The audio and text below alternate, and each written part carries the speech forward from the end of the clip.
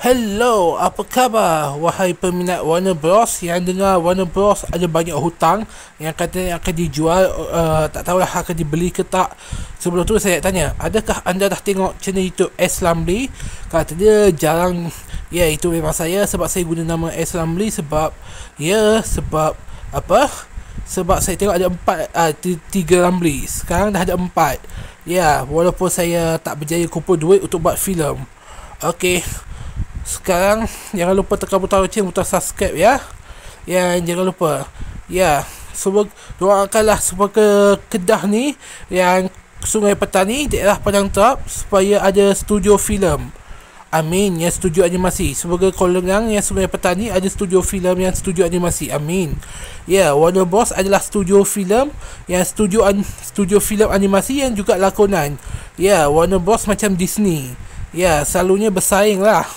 Ya, cuma bezanya Warner Bros beli DC lebih awal daripada Disney.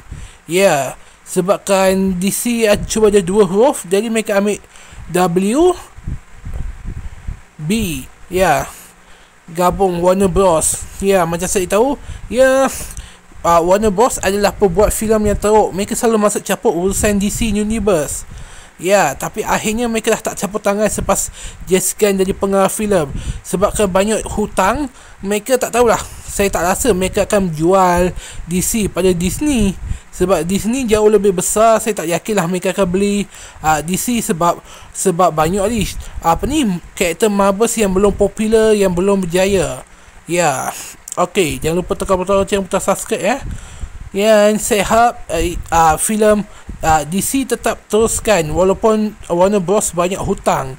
Ya, yang saya harap ini tak termasuk dengan DC Studio. Ya, sebab saya malas lah. Walaupun saya rasa okey-okey je kalau pelakon di filem dibuat balik, sebab saya tahu bezakan mana reality yang mana fantasi. Jadi saya tak peduli pun kalau filem tu tak siap ataupun dibuat ulang. Ya. Oh ya, sebab pasal hutang, saya tak tahulah betul ke tak Netflix yang akan beli ke, atau Panorama Pictures yang akan beli, atau Disney yang akan beli. Itu saya tak tahulah betul atau tak. Ya, ini saya buat video. Oh ya, sebab pasal video saya pernah tengok tentang ni, fakta tentang YouTube, etika YouTube, pasal dah tak boleh download. Lepas tu saya cek. Yes, memang ada orang buat, tapi malangnya semuanya India, tak ada Melayu yang buat. Sebab kan tak ada Melayu yang buat, saya minta Melayu atau Indonesia lah yang buat. Sebab saya carilah maklumat tentang etika. Rupa-rupanya kalau channel YouTube dah terlebih, dah tak boleh download. Ya, saya tengok YouTubers lain ada yang boleh download banyak, tapi sayangnya channel YouTube yang viral yang saya selalu tengok tu sikit je video. Channel YouTube yang saya jarang tengok ada yang selevel dengan S. Lamli. Okey, jangan lupa tekan butang subscribe atau loceng. Yang doakanlah supaya Kolengang yang Sungai Petani dengan daerah Padang Terap dapat juga studio filem, studio animasi, yang studio supaya orang lain dapat kerja. Amin. Ya, saya memang nak buka studio yang macam Warner Bros, yang Disney, tapi malangnya saya tak ada banyak duit. Okeylah, doakanlah sebagai channel YouTube yang ni berjaya, channel YouTube pun berjaya. Ya. Sebenarnya saya masih nak cari kerja. Okey.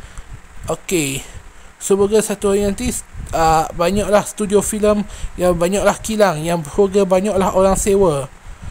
Banyaklah orang buka rumah sewa sekarang ni dekat daerah Padang Terap. Ya.